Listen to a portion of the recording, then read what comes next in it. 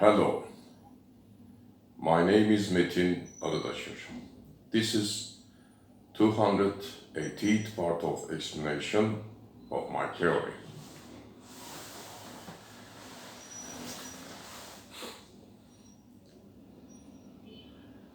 According to my theory and my formulas, Arıdaşır predicted all spectral lines formation times. How long does it take for a specific spectral line to form? Yes.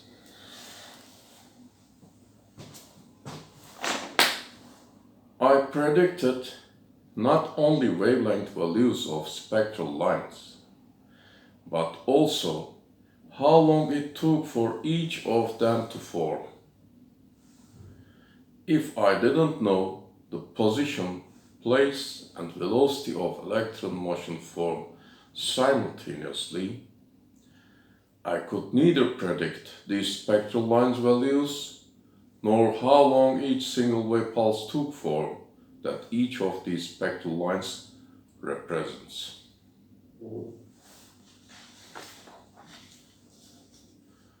For instance, spectral lines of neon created by its two different sized proton-bound electron motion forms.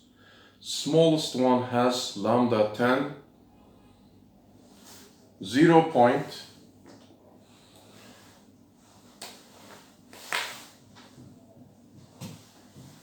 Lambda 10, 0.99 nanometer. Okay.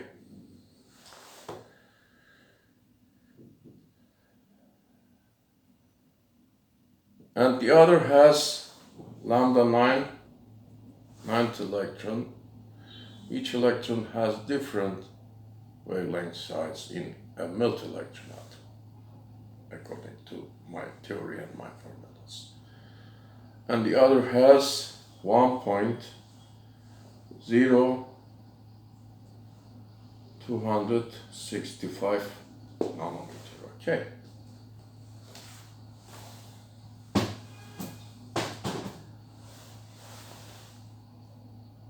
And from 6 to 22 and wave number, effective wave number of free electron motion form that affects proton-bound electron motion form that make proton-bound electron motion form expand at the rate of its squared wave number multiplied by, for instance, lambda 10, or n squared multiplied by lambda 9. Okay, this is so important. Don't forget. Yes, I have computed for n 6 to 22 for smallest electron motion forms first spectral line. Total line formation is what? Total line formation is for first line. Okay, for first line and from 6 to 22, okay, lambda 10, 0.990 nanometer. Total line formation time is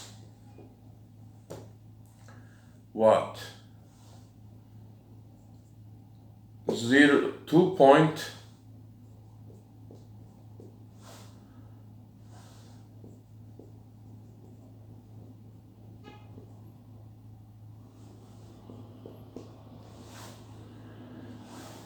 2.71, 75, 68, 10 to the minus 15 seconds, or 2.71 femtoseconds.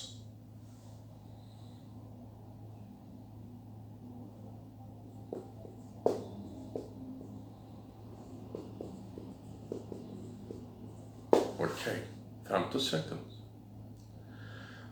Or 2717.6 attoseconds. This line formation time is, I have computed 2.71 femtoseconds.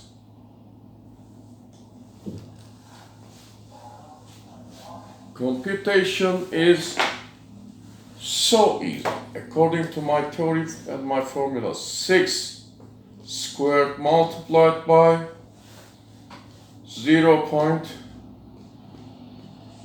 Okay, but is equal to 36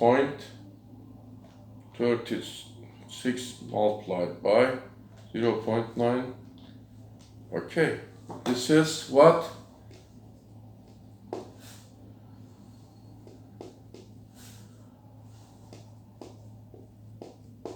From here. Okay, starting point. To where? 222 multiplied by 0.992. Okay. Multiplied by 0.999, 44.39. Okay, nanometer. Okay, we start from here. We come to here, expanded electron motion form, absorption process, minus this. 32, 75, 64.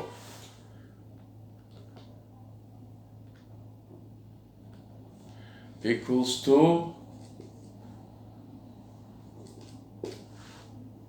63, 52, 10 to the minus 9 meter.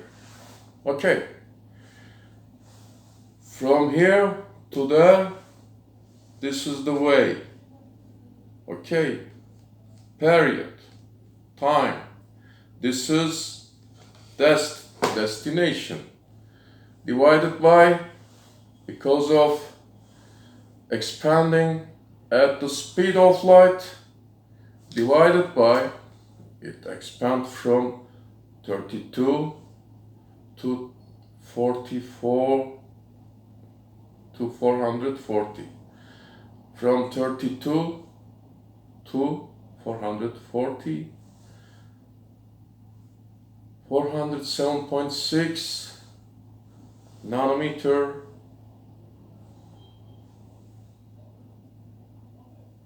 traveling distance, expanding, okay, divided by speed of light, 10 to the 8 meter per second, is equals to 135.87.84. 10 to the minus 17 second. When it shrinks again to 6,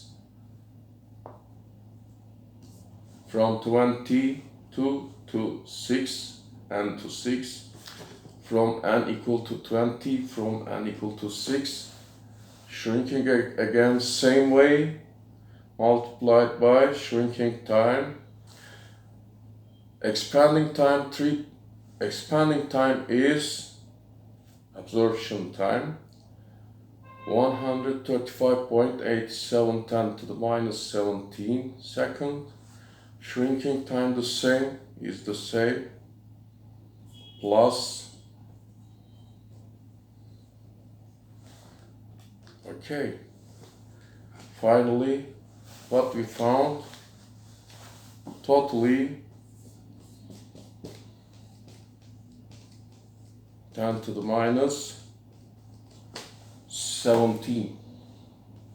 Okay, 10 to the minus 17 or second or 2.757 femtosecond. Okay.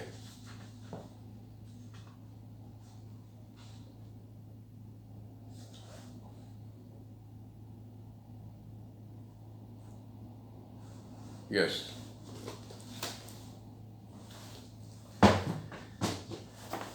Then for second line,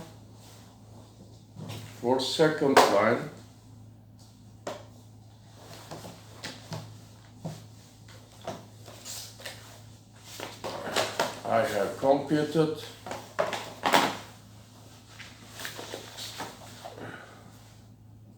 second line,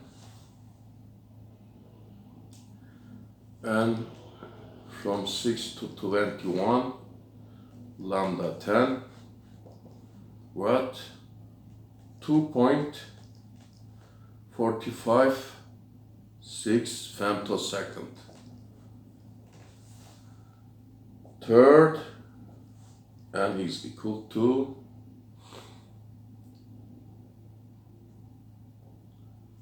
6 to 20, okay, lambda 10, same.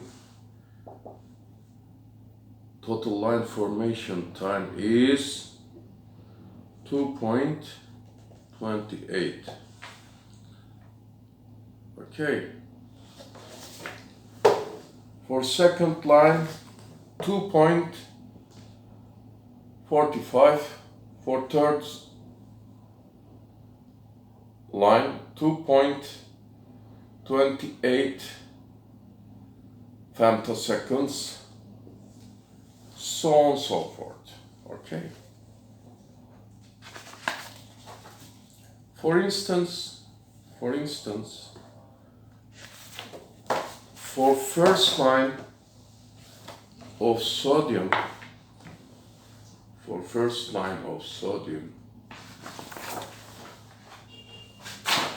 this one, n is equal to 4 to 5. Okay. What I computed, lambda 10 is equal to 0.846 nanometer. Okay, and is equal to 4 from 4 to 5. Total line formation time is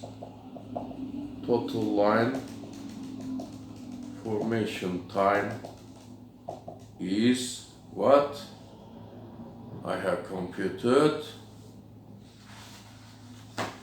Yes, wait a moment.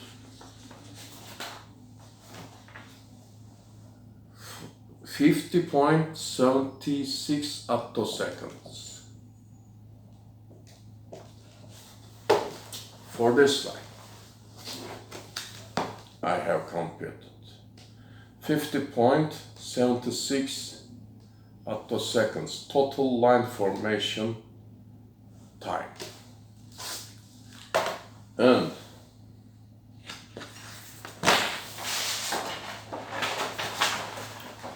for helium's 7th line, here from n to 1 to n to 2, for second smallest electron motion form, okay, for helium, lambda 2 is equal to 2.8 nanometer, n is equal to 1 to 3. I have computed total line formation time is what? 456 attoseconds. Here. Yes. For this line.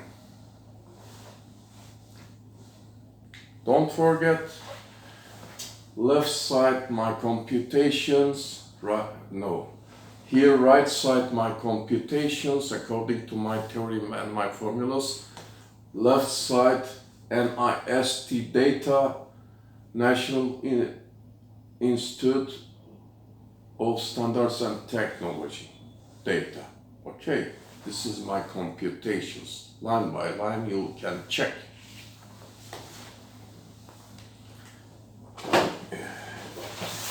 Here, right side NIST data, National Institute Standard Technology data.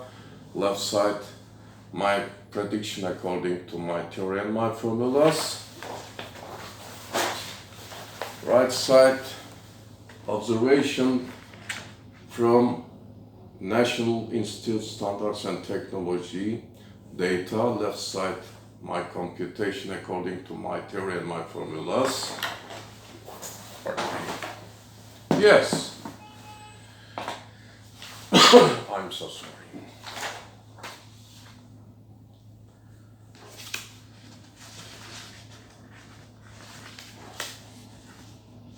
Yes.